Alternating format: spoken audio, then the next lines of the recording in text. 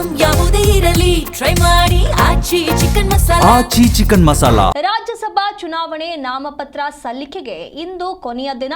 Congress BJP ಅಭ್ಯರ್ಥಿಗಳು ನಾಮಪತ್ರ ಸಲ್ಲಿಕೆ ಮಾಡಿದ್ದಾರೆ. ಮಾಜಿ ಪ್ರಧಾನಿ ದೇವೇಗೌಡರಿಗೆ ಹಾಗೆ ಸುಮಲತಾಗೆ ಬಿಜೆಪಿಯಿಂದ ಶಾಕ್ ನೀಡಲಾಗ್ತಾ ಇದೆ. ಕಾಂಗ್ರೆಸ್ ಪಕ್ಷದಿಂದ ಮಲ್ಲಿಕಾರ್ಜುನ್ ಖರ್ಗೆ, ಪವರ್ ಖೇರಾ ಹಾಗೆ ಮನ್ಸೂರ್ ಖಾನ್ ನಾಮಪತ್ರ ಸಲ್ಲಿಕೆ ಮಾಡಿದ್ದಾರೆ. ಇಂದು ಬಿಜೆಪಿ ಅಭ್ಯರ್ಥಿ ನಾಮಪತ್ರ ಸಲ್ಲಿಕೆ ಮಾಡಲಿದ್ದಾರೆ. ಇಲ್ಲಿ 4 ಖಾಲಿ ಸ್ಥಾನಗಳಿಗೆ ಚುನಾವಣೆ ನಡೆಯುತ್ತೆ. ಇಂದು 4 ಅಭ್ಯರ್ಥಿಗಳು ನಾಮಪತ್ರ ಸಲ್ಲಿಕೆ ಮಾಡಲಿದ್ದಾರೆ. ಈ ನಾಮಪತ್ರ ಸಲ್ಲಿಕೆ ಇಂದು ಕೊನೆಯ ದಿನವಾಗಿರುವಂಥದ್ದು. ಇಂದೇ ಕೊನೆಯ ದಿನದಂದು ಎಲ್ಲರೂ ಕೂಡ ನಾಮಪತ್ರ ಸಲ್ಲಿಕೆ ಮಾಡಬೇಕು. ಇಲ್ಲಿ ಮಾಜಿ ಪ್ರಧಾನಿ ದೇವೇಗೌಡರಿಗೆ ಮತ್ತೆ ಸುಮಲತಾಗೆ ಟಿಕೆಟ್ ನೀಡಬೇಕು ಅನ್ನುವಂತಹ ವಿಚಾರವಾಗಿ ಕೆಲವೊಂದಿಷ್ಟು ಗೊಂದಲಗಳಿತ್ತು. ಮೊದಲಿಗೆ ದೇವೇಗೌಡರ ಹೆಸರು ಕೇಳಿ ಬರ್ತಾ ಇತ್ತು. ದೇವೇಗೌಡರಿಗೆ ಟಿಕೆಟ್ ಕೊಡಬಹುದು ಅನ್ನುವಂಥ ಚರ್ಚೆಗಳಿತ್ತು.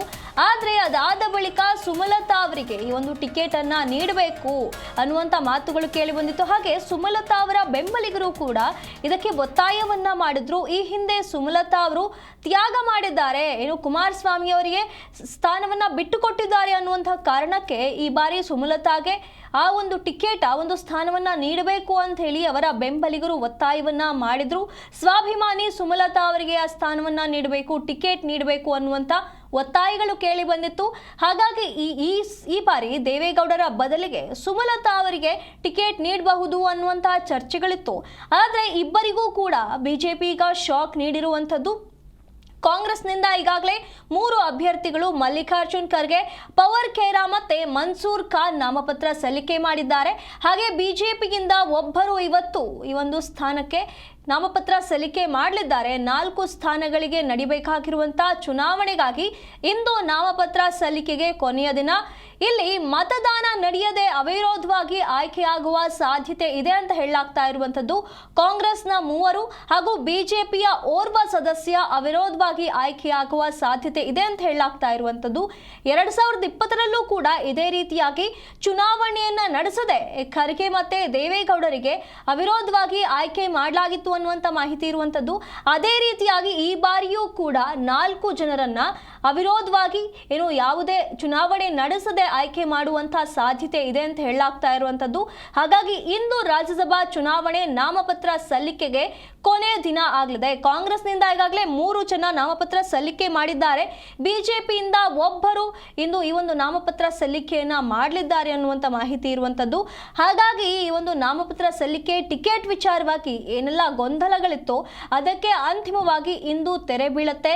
ಇಲ್ಲಿ ಕ್ರಮಬದ್ಧವಾಗಿ ಎಲ್ಲವನ್ನೂ ಕೂಡ ಪರಿಶೀಲಿಸಲಾಗುತ್ತೆ. ಆ ಒಂದು ಪರಿಶೀಲನೆಯ ನಂತರ ಎಲ್ಲವೂ ಕೂಡ ಕ್ರಮಬದ್ಧವಾಗಿದ್ರೆ ಅದನ್ನ ಪರಿಗಣನೆ ಮಾಡಲಾಗುತ್ತೆ, ಅಂಗೀಕರಿಸಲಾಗುತ್ತೆ. ಹಾಗಾಗಿ ಈ ಹಿಂದೆ 2020ರಲ್ಲಿ ಚುನಾವಣೆ ಇಲ್ಲದೆ ಖರ್ಗೆ ಮತ್ತೆ ದೇವೇಗೌಡರನ್ನ ಆಯ್ಕೆ ಮಾಡಲಾಗಿತ್ತು.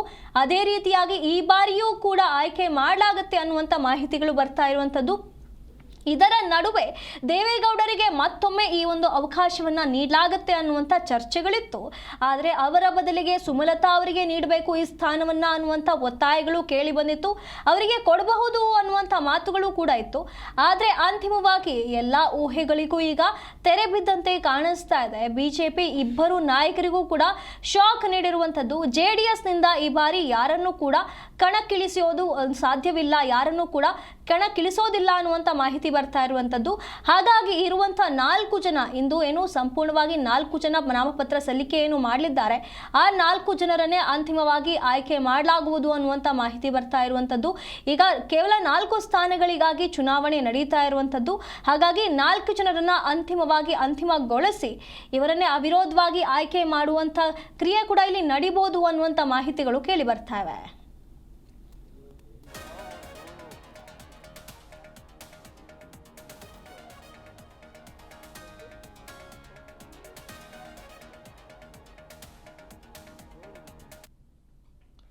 ಈ ಬಗ್ಗೆ ಹೆಚ್ಚಿನ ಮಾಹಿತಿಯನ್ನು ನಮ್ಮ ಪ್ರತಿನಿಧಿ ರಾಜಪ್ಪ ಸುತ್ತೂರು ನೀಡುತ್ತಾ ಹೋಗ್ತಾರೆ. ರಾಜಪ್ಪ, 4 ಸ್ಥಾನಗಳಿಗೆ ನಡೆಯುವಂತಹ ಈ ಚುನಾವಣೆ ವಿಚಾರವಾಗಿ ಈಗ ಯಾವುದೇ ಚುನಾವಣೆ ಇಲ್ಲದೆ ಅವಿರೋಧವಾಗಿ ಆಯ್ಕೆ ಮಾಡಲಾಗುತ್ತೆ ಅಂತ ಹೇಳಲಾಗ್ತಾ ಇದೆ. ಈ ಬಗ್ಗೆ ಏನಿದೆ ಮಾಹಿತಿ? ರಾಜ್ಯಸಭಾ ಚುನಾವಣೆಗೆ ರಾಜ್ಯಸಭಾ 4 ಸ್ಥಾನಗಳಿಗೆ ಚುನಾವಣೆ ಘೋಷಣೆ ಆಗಿತ್ತು. ಈಗ 4 ಸ್ಥಾನಗಳಲ್ಲಿ ಬಹುತೇಕ ಅವಿರೋಧ ಆಯ್ಕೆ ಆಗುವಂತ ಸಾಧ್ಯತೆ. ಯಾಕಂದ್ರೆ 4 ಸ್ಥಾನಕ್ಕೆ 4 ಜನ ಮಾತ್ರ ನಾಮಿನೇಷನ್ ಆಗ್ತಾ ಇದ್ದಾರೆ. ಹೆಚ್ಚುವರಿಯಾಗಿ ನಾಮಪತ್ರವನ್ನು ಸಲ್ಲಿಕೆ ಮಾಡಿದಲ್ಲಿ ಮತ ಚಲಾವಣೆ ಮಾಡ್ಬೇಕಾಗುತ್ತೆ, ಮತದಾನ ಮಾಡ್ಬೇಕಾಗತ್ತೆ. ಈಗ ಮತದಾನ ಮಾಡುವಂತ ಅಗತ್ಯತೆ ಕಂಡು ಬರೋದಿಲ್ಲ. ಯಾಕಂತಂದ್ರೆ ಈಗ ಪೂರ್ಣ ಪ್ರಮಾಣದಲ್ಲಿ ಕೇವಲ 4 ಜನ ಅಭ್ಯರ್ಥಿಗಳು ಕಣಕ್ಕಿಳಿದಿರೋ ಕಾರಣಕ್ಕೋಸ್ಕರ ರಾಜ್ಯಸಭಾ ಚುನಾವಣೆಗೆ ಯಾವುದೇ ಮತದಾನ ನಡೆಯೋದಿಲ್ಲ. ಆದ್ರೆ ವಿಧಾನ ಪರಿಷತ್ ಚುನಾವಣೆಗೆ 7 ಸ್ಥಾನಗಳಿಗೆ ಒಟ್ಟು 8 ಜನ ಅಭ್ಯರ್ಥಿಗಳು ನಾಮಪತ್ರ ಸಲ್ಲಿಸಿರೋ ಕಾರಣಕ್ಕೋಸ್ಕರ ವಿಧಾನ ಪರಿಷತ್ಗೆ ನೋಡ್ತಿರುವಂತ ಸಾಧ್ಯತೆ ಇದೆ. ಹೀಗಾಗಿ ರಾಜ್ಯಸಭೆಯ 4 ಜನ ಅಭ್ಯರ್ಥಿಗಳು ಮಲ್ಲಿಕಾರ್ಜುನ್ ಖರ್ಗೆ ಇರ್ಬೋದು ಅಥವಾ ಮನ್ಸೂರ್ ಅಲಿ ಖಾನ್ ಇರ್ಬೋದು ಮತ್ತು ಪವನ್ ಖೇರಾ ಮತ್ತು ಪ್ರೊಫೆಸರ್ ನಾಗರಾಜ್ 4 ಜನರು ಅವಿರೋಧ ಆಯ್ಕೆ ಆಗ್ತಾರೆ. ಒಂದು ವೇಳೆ 4 ಜನರು ನಾಮಪತ್ರವನ್ನ ನಾಳೆ ಪರಿಶೀಲನೆ ಮಾಡಲಾಗುತ್ತೆ. ಇನ್ನು ಮಧ್ಯಾಹ್ನ 3 ಗಂಟೆಗೆ ನಾಮಪತ್ರ ಸಲ್ಲಿಸಲಿಕ್ಕೆ ಕಡೆಯ ದಿನಾಂಕ ಅಥವಾ ಮಧ್ಯಾಹ್ನ 3 ಗಂಟೆಗೆ ಕಡೆಯ ಕ್ಷಣ. ಅದಾದ ನಂತರ ನಾಮಪತ್ರವನ್ನ ಏನು ಸಲ್ಲಿಸಲಿಕ್ಕೆ ಅವಕಾಶ ಇರೋದಿಲ್ಲ. ನಾಳೆ ನಾಮಪತ್ರ ಪರಿಶೀಲನೆ ಮಾಡಲಾಗುತ್ತೆ. ಆ ಪರಿಶೀಲನೆ ವೇಳೆ ನಾಮಪತ್ರಗಳು ಕ್ರಮಬದ್ಧವಾಗಿದ್ರೆ ಆ ನಾಮಪತ್ರಗಳನ್ನು ಅಂಗೀಕಾರ ಮಾಡಲಾಗುತ್ತೆ. ಒಂದು ವೇಳೆ ನಾಮಪತ್ರ ಕ್ರಮಬದ್ಧವಾಗಿಲ್ಲದಿದ್ದಲ್ಲಿ ಯಾವುದಾದ್ರು ಅಭ್ಯರ್ಥಿಗಳ ನಾಮಪತ್ರವನ್ನ ರದ್ದು ಆಗ್ಬೋದು ಅಥವಾ ಅದನ್ನ ಆ ಒಂದು ನಾಮಪತ್ರ ವಜಾ ಆಗ್ಬೋದು. ಹಾಗಾಗಿ ಆ ಸಂದರ್ಭದಲ್ಲೂ ಸಹ ಒಂದಷ್ಟು ಸಮಸ್ಯೆ ಎದುರಾಗಬಹುದು. ಹಾಗಾಗಿ ಬಹುತೇಕ ನಾಮಪತ್ರಗಳು ಯಾವುದು ಸಹ ಏನು ರದ್ದಾಗೋ ಸಾಧ್ಯತೆ ಇಲ್ಲ, ಅದು ಕ್ರಮಬದ್ಧವಾಗಿರ್ತವೆ. ಹಾಗಾಗಿ 4 ಜನ ಅಭ್ಯರ್ಥಿಗಳು ಈಗಾಗಲೇ ಕಾಂಗ್ರೆಸ್ನ ಅಭ್ಯರ್ಥಿಗಳು ತಲಾ ಒಬ್ಬೊಬ್ಬರು ಅಭ್ಯರ್ಥಿಗಳು 2-3 ಸೆಟ್ಗಳನ್ನು ನಾಮಪತ್ರವನ್ನು ಸಲ್ಲಿಕೆ ಮಾಡಿರ್ತಾರೆ. ಹಾಗಾಗಿ ಬಹುತೇಕ ಈ ಒಂದು ಗೊಂದಲ ನಿವಾರಣೆ ಆಗುವಂತ ಸಾಧ್ಯತೆ ಇದೆ. ಇನ್ನು ಎರಡನೇ ವಿಷಯ ಅಂತಂದ್ರೆ ಈಗಾಗಲೇ 3 ಜನ ಕಾಂಗ್ರೆಸ್ ಅಭ್ಯರ್ಥಿಗಳು ನಾಮಪತ್ರ ಸಲ್ಲಿಸಿದ್ದಾರೆ. ಇನ್ನೂ ಸಹ ಬಿಜೆಪಿ ಅಭ್ಯರ್ಥಿ ನಾಮಪತ್ರವನ್ನು ಸಲ್ಲಿಸಿಲ್ಲ. ಹಾಗಾಗಿ ಪ್ರೊಫೆಸರ್ ನಾಗರಾಜ್ ಅವರು ಈಗ 12 ಗಂಟೆಗೆ ನಾಮಪತ್ರವನ್ನು ಸಲ್ಲಿಕೆ ಮಾಡ್ತಾರೆ.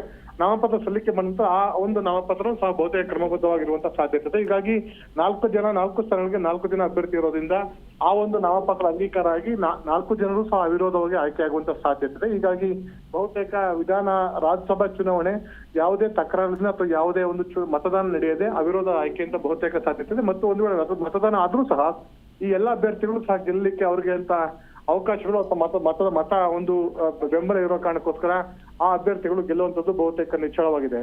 ಸುನಿಧಿ, ಹಾಗೆ ರಾಜಪ್ಪ, ಇನ್ನೊಂದು ಕಡೆ ದೇವೇಗೌಡರಿಗೆ ಈ ಒಂದು ಟಿಕೆಟ್ ಅನ್ನ ನೀಡಬಹುದು ಅಂತ ಮಾತುಕತೆಗಳು ಕೇಳಿ ಬರ್ತಾ ಇತ್ತು. ಅದಾದ ಬಳಿಕ ಸುಮಲತಾ ಅವರಿಗೆ ಸ್ಥಾನವನ್ನ ಕೊಡಬಹುದು, ಟಿಕೆಟ್ ನೀಡಬಹುದು ಅನ್ನುವಂಥ ಮಾತುಗಳು ಕೇಳಿ ಬರ್ತಾ ಇತ್ತು. ಆದ್ರೆ ಈಗ ಇಬ್ಬರಿಗೂ ಕೂಡ ಟಿಕೆಟ್ ಅನ್ನ ನೀಡದೆ ಬಿಜೆಪಿ ಶಾಕ್ ನೀಡಿದೆ. ಈ ಬಗ್ಗೆ ಹೇಳೋದಾದ್ರೆ ಇದು ಪಕ್ಷದ ನಿರ್ಧಾರ. ದೇವೇಗೌಡರಿಗೆ ಅಥವಾ ಸುಮಲತಾಗಿರ್ಬೋದು ಅಥವಾ ಏನು ಸದಾನಂದ ಗೌಡ ಇರ್ಬೋದು ಅಥವಾ ನಿರ್ಮಲಾ ಕುಮಾರ್ ಸುರಾನ ಇರ್ಬೋದು, ಯಾರಿಗಾದ್ರೂ ಸಹ ಟಿಕೆಟ್ ನೀಡುವಂತ ಯಾರಿಗೆ ನೀಡಬೇಕು ಯಾರಿಗೆ ನೀಡಬಾರ್ದು ಅಂತ ಪಕ್ಷದ ವರಿಷ್ಠ ನಿರ್ಧಾರ. ಹೀಗಾಗಿ ಬಹುತೇಕ ಎಲ್ಲರೂ ಹೇಳ್ತಾ ಇದ್ದಂತೂ NDA ಮೈತ್ರಿ ಅಲಯನ್ಸ್ ಅಲ್ಲಿರುವಂತ ಮಾಜಿ ಪ್ರಧಾನಿ ದೇವೇಗೌಡರಿಗೆ ಈ ಬಾರಿ ಟಿಕೆಟ್ ಕೊಡುವಂತ ಸಾಧ್ಯತೆ ಇದೆ ಅಂತ ಕೆಲವರು ಹೇಳ್ತಾ ಇದ್ರು. ಆದ್ರೆ ಕುಮಾರಸ್ವಾಮಿ ಅವರಾಗ್ಲಿ ಅಥವಾ ಅವರ ಸದಸ್ಯರಾಗ್ಲಿ ಅವರ ಪಕ್ಷದವರಾಗ್ಲಿ ಯಾರು ಸಹ ರಾಜ್ಯದಿಂದ ಬಿಜೆಪಿ ಮತ್ತು JDS ಇಂದ ಮೈತ್ರಿ ಅಭ್ಯರ್ಥಿಯಾಗಿ ದೇವೇಗೌಡರನ್ನ ಕಣಕ್ಕಿಳಿಸಿ ಅಂತ ಎಲ್ಲೂ ಸಹ ಹೇಳಿರ್ಲಿಲ್ಲ. ಹಾಗಾಗಿ ಒತ್ತಡವಂತೂ ಏರಿರ್ಲಿಲ್ಲ.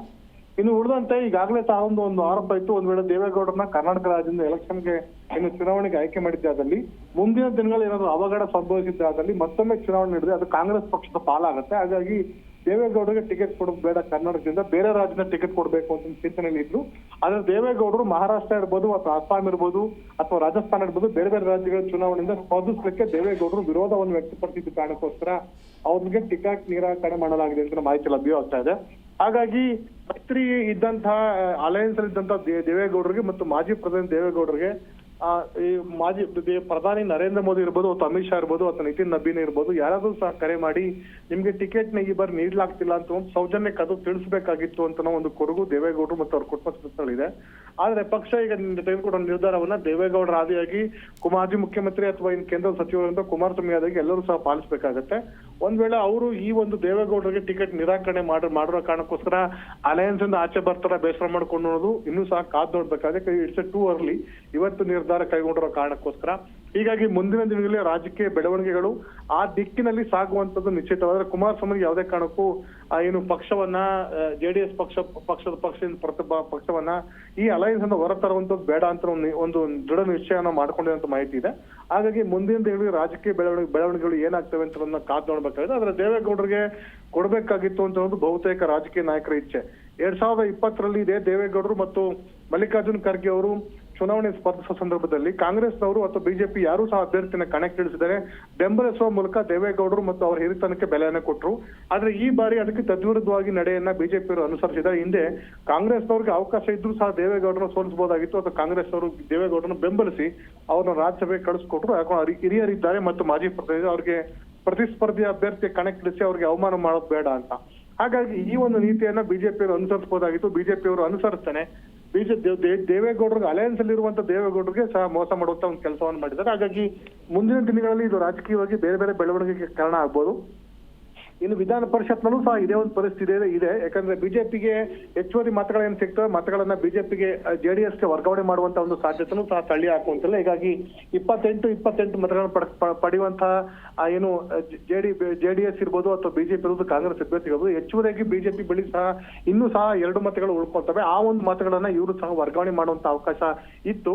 ಆದ್ರೆ ಹೀಗಾಗಿ ಜೆಡಿಎಸ್ ಮತ್ತು ಬಿಜೆಪಿ ಅಲಯನ್ಸ್ ಇರುವಂತಹ ರಾಜ್ಯದಲ್ಲಿ ಅವರು ಯಾವ ರೀತಿ ಮಾಡ್ತಾರೆ, ತಮ್ಮ 3ನೇ ಅಭ್ಯರ್ಥಿಗೆ ಅಥವಾ ಏನು ಕಾಂಗ್ರೆಸ್ ಇಂದ 5ನೇ ಅಭ್ಯರ್ಥಿನ ಕಣಕ್ಕಿಳಿಸ್ತಾರೆ, ಜೆಡಿಎಸ್ ಇಂದ 7ನೇ 8ನೇ ಅಭ್ಯರ್ಥಿನ ಕಣಕ್ಕಿಳಿಸಲಾಗಿದೆ.